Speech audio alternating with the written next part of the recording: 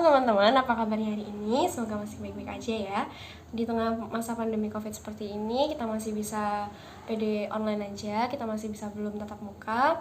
Tapi setidaknya itu nggak akan pernah bisa menghalangi semangat kita untuk beribadah. Nah, pada kesempatan pada hari ini, kita akan mendengarkan firman dari Pak Teguh. Tapi sebelum itu, mari kita angkat satu pujian, Bapa sentuh hatiku.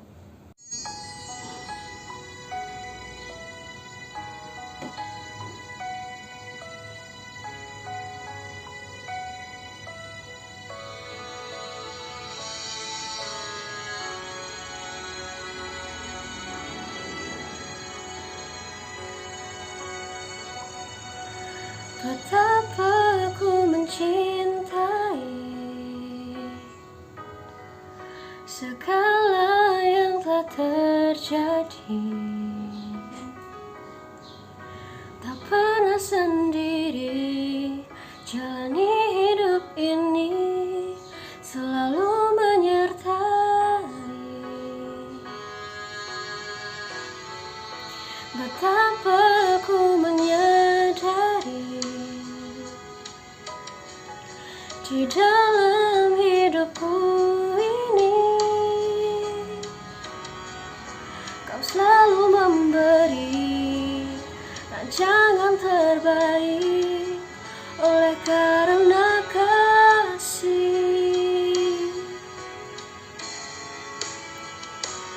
Bapa, sentuh hatiku, ubah hidupku menjadi yang baru, bagai emas yang murni.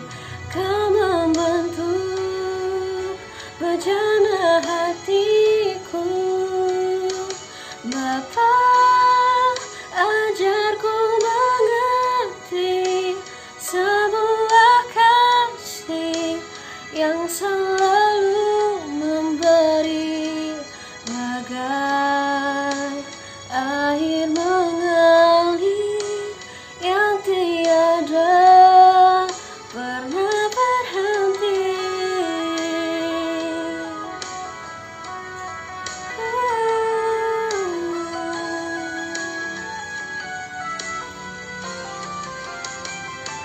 Bapa, sentuh hatiku, ubah hidupku menjadi yang baru, bagai emas yang murni.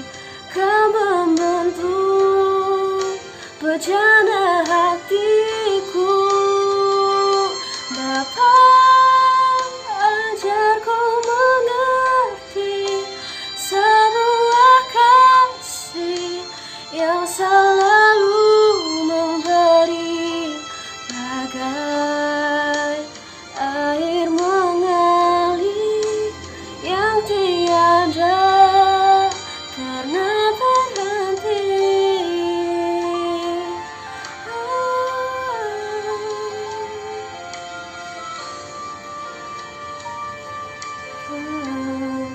Tak pernah berhenti.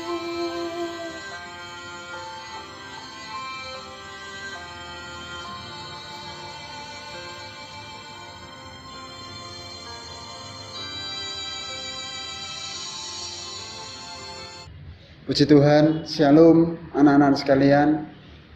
Selamat kita berjumpa kembali dalam PD Laskar Sion. Dan kita bersyukur kepada Tuhan pada hari ini kita bisa ketemu lagi. Walaupun pertemuan kita masih tetap seperti kemarin dalam bentuk daring, dalam jaringan. Untuk memulai renungan firman Tuhan pada saat ini, mari kita bersama-sama berdoa. Mohon berkat Tuhan agar firman Tuhan yang kita pelajari bisa kita mengerti dan menjadi berkat dalam kehidupan kita. Mari kita berdoa. Bapa kami di surga, dalam nama Yesus, terima kasih Tuhan saat ini kami mendapat anugerah-Mu untuk kembali bersama-sama bersekutu dalam persekutuan doa Laskar Sion SMA Negeri 2 Pare. Kami mengucap syukur buat kesempatan saat ini kami akan bersama-sama belajar dan merenungkan firman-Mu. Berkati urapi hamba-Mu, berkati urapi setiap pemirsa yang menyaksikan acara ini, biarlah hamba-Mu dan setiap pemirsa yang menyaksikan acara ini boleh sama-sama diberkati oleh Tuhan. Terima kasih Bapa, inilah doa kami serahkan semua kepadamu. Dalam nama Tuhan Yesus Kristus kami berdoa dan kami sambut berkat firman Tuhan. Amin. Puji Tuhan. Haleluya. Dalam kesempatan pertemuan doa pada saat ini, kita akan bersama-sama belajar firman Tuhan. Dan tema dari firman Tuhan yang sudah diberikan oleh pengurus PD kepada saya adalah keluarga yang rukun. Anak-anak sekalian yang terkasih, yang tercinta dalam Tuhan, setiap kita tentu ingin memiliki sebuah keluarga yang rukun. Setiap kita pasti ingin memiliki satu keluarga yang penuh kedamaian, yang saling menyayangi, yang saling tolong-menolong satu dengan yang lain. Nah, dalam kesempatan saat ini, dalam PD Laskar Sion ini, kita akan bersama-sama melihat di dalam konteks Alkitab, apa sih kiat, apa sih rahasianya, apa sih rumusnya, supaya setiap keluarga kita bisa menjadi keluarga yang rukun, yang penuh kedamaian, sejahtera, sukacita, saling menghargai, saling tolong-menolong satu dengan yang lain. Mari kita lihat bersama-sama. Yang pertama ada dalam kitab Kolose pasal 3 ayat 15 sampai 23. Dalam Kolose pasal 3, mari kita lihat. Kolose pasal 3 ayat yang ke-15 dan seterusnya. Di sana dikatakan demikian.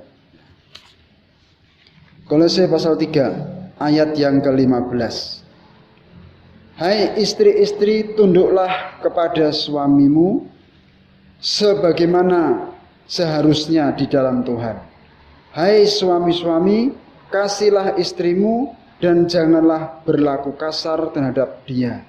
Hai anak-anak, taatilah orang tuamu dalam segala hal, karena itulah yang indah di dalam Tuhan. Amin. Dari ayat ini anak-anak sekalian, kita bisa melihat kiat yang pertama, jurus yang pertama untuk seseorang bisa memiliki satu keluarga yang rukun, yang damai, saling menyayangi, saling mengasihi, saling menghargai, tolong-menolong satu dengan yang lain. Yang pertama adalah masing-masing kita harus menyadari tugas dan tanggung jawabnya. Ya, dalam sebuah keluarga masing-masing harus menyadari apa yang menjadi tugas dan tanggung jawabnya. Kalau di sini dikatakan seorang istri, maka dia dikatakan dia harus tunduk kepada suami. Kalau dia seorang suami, maka dikatakan dia harus mengasihi istri dan tidak boleh berlaku kasar terhadap istrinya. Demikian juga sebagai anak, maka dikatakan anak-anak dikatakan harus taat sama orang tua. Ya, taat kepada orang tua itu bukan sekedar kita itu mengiyakan apa yang dia katakan, tetapi kita itu mau melakukan apa yang dia nasihatkan, apa yang dia sampaikan kepada kita. Itulah yang dimaksud dengan taat. Jadi anak-anak sekalian, salah satu kunci untuk kita memiliki satu keluarga yang rukun, damai dalam kehidupan kita sesuai firman Tuhan ini, kita harus menyadari tugas dan tanggung jawabnya. Satu kedamaian, satu kerukunan keluarga. Itu bukan hanya tanggung jawab seorang ayah, bukan hanya tanggung jawab seorang istri, tetapi semua termasuk anak-anak. Itu sebabnya masing-masing harus melakukan tugas dan perannya ini dengan baik kalau keluarganya ingin jadi keluarga yang rukun, damai, dan sentosa. Coba kamu bayangkan, andai kata dalam satu keluarga ada suami yang berlaku kasar terhadap istri, dan sebaliknya kemudian ada seorang istri yang dia tidak hormat, tidak tunduk kepada suami, dan kemudian dalam keluarga itu ada anak-anak yang suka berani sama orang tua. Kamu bisa bayangkan betapa sangat menyedihkan dan sangat kacau keluarga seperti ini. Pasti dalam keluarga ini tidak akan ada kedamaian, tidak ada sukacita. Itu sebabnya kalau kita ingin memiliki satu keluarga yang rukun, damai, dan sentosa, yang penuh dengan kasih sayang dan saling menghargai, setiap anggota keluarganya harus masing-masing menyadari tugas dan tanggung jawabnya.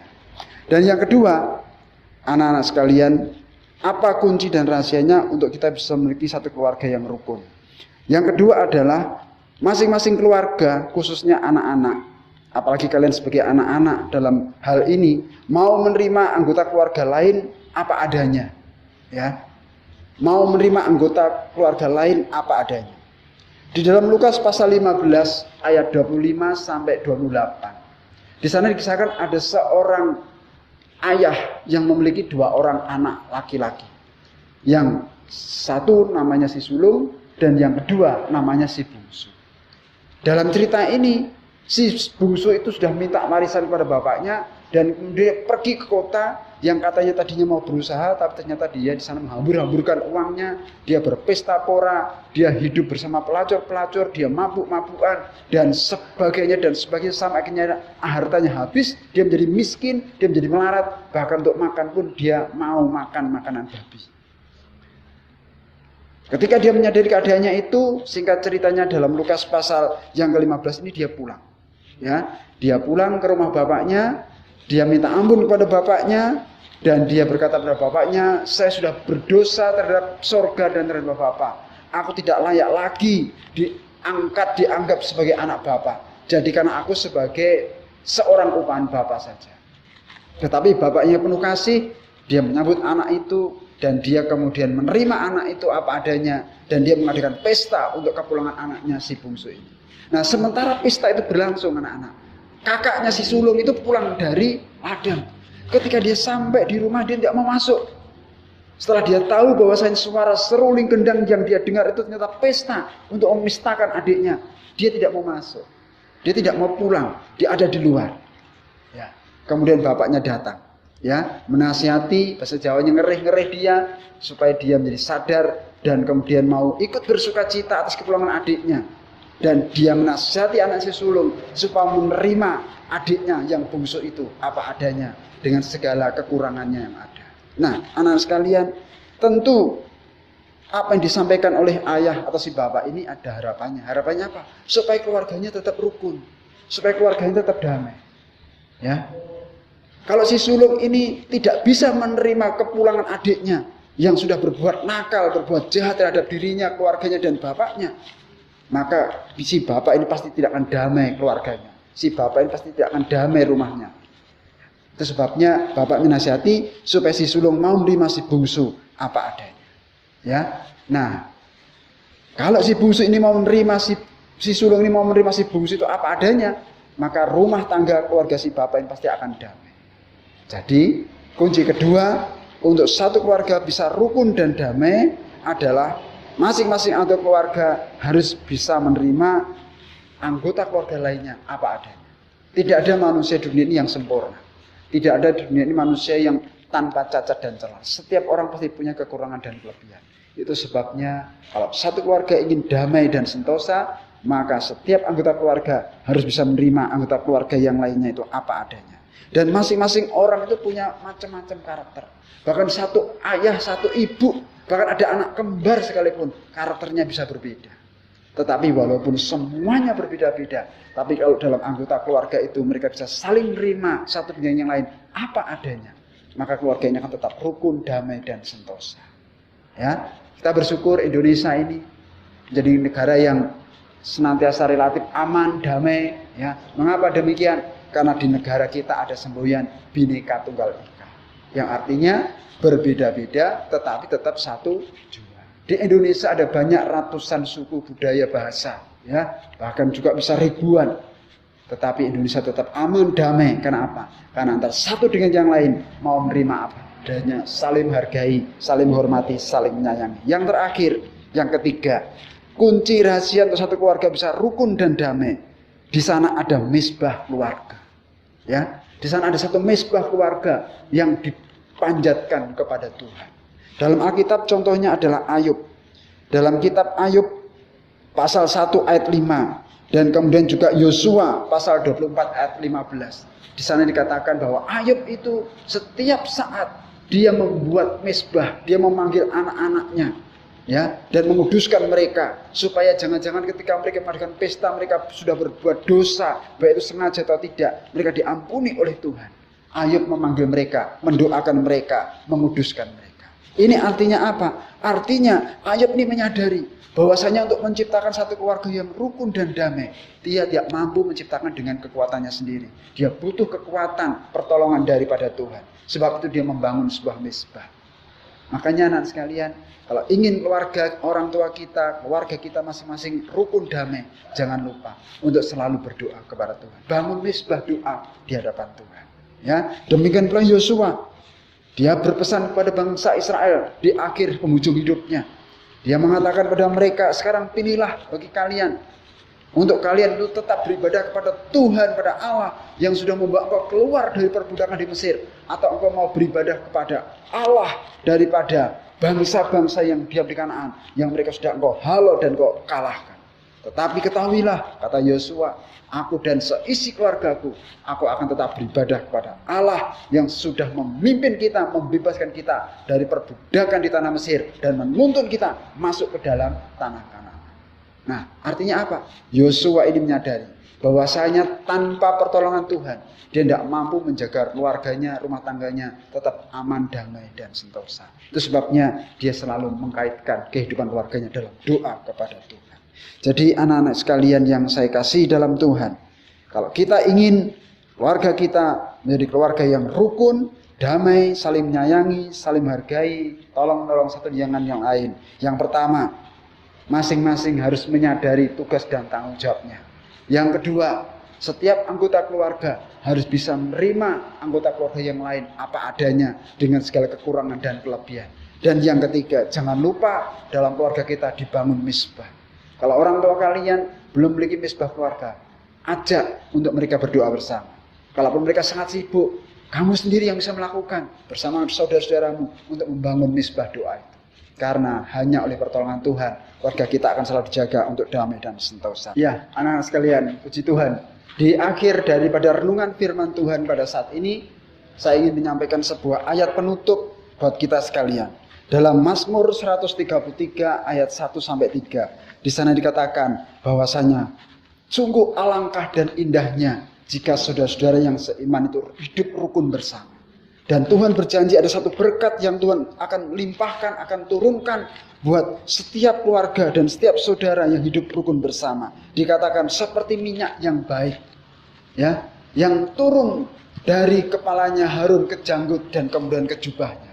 Apa artinya? Minyak yang baik itu artinya segala yang baik, segala yang indah, segala sesuatu yang sangat menyenangkan, itu akan Tuhan limpahkan, Tuhan akan curahkan bagi setiap keluarga yang di dalamnya ada kerukunan, ada kedamaian. Kalau kita ingin menerima segala yang baik dari Tuhan, mari belajar mulai dari sekarang untuk selalu hidup rukun satu dengan yang lain. Jangan saling menghina, jangan saling mengejek, jangan saling memfitnah, jangan saling membuli, dan sebagainya dan sebagainya. Tapi bila kita saling menyayangi, saling menghargai satu dengan yang lain. Dan saya percaya berkat Tuhan yang Tuhan sudah janjikan di Mazmur 133 pasti akan dilimpahkan, dicurahkan buat kita semua. Amin. Puji Tuhan, firman yang disampaikan oleh Pak Teguh benar-benar sangat luar biasa, benar-benar sangat memberkati. Kiranya buat teman-teman yang sudah mendengarkan firman hari ini, tidak hanya sekedar mendengarkan, tapi juga bisa menerapkannya dalam kehidupan sehari-hari ya. Tiba saatnya kita akan mengakhiri ibadah pada hari ini. Mari kita berdoa, mengucap syukur untuk firman Tuhan. Bapa Surgawi, dalam nama Yesus, terima kasih Tuhan. Kami bersyukur buat renungan firman Tuhan pada pagi hari ini. Dan kami mohon berkat-Mu, Roh Kudus kiranya akan terus menuntun kami, membimbing kami untuk dapat lebih memahami dan berikan kekuatan buat kami untuk melakukan apa yang Kau sudah ajarkan kepada kami. Terima kasih Tuhan, ampuni segala kekurangan kami. Jika selama ini kami kurang hidup rukun, kami kurang hidup saling menyayangi, saling menghargai satu dengan yang lain, sucikan kami. Dan kami mau berkomitmen mulai detik ini, kami mau hidup rukun, saling menyayangi, saling menghargai, saling mencintai satu dengan yang lain. Dalam nama Tuhan Yesus, kami berdoa dan mengucap syukur. Haleluya. Amin. Terima kasih untuk teman-teman yang sudah mengikuti PD pada hari ini. Kiranya untuk PD-PD selanjutnya tetap semangat ya. Terima kasih teman-teman. Tuhan berkati. Shalom.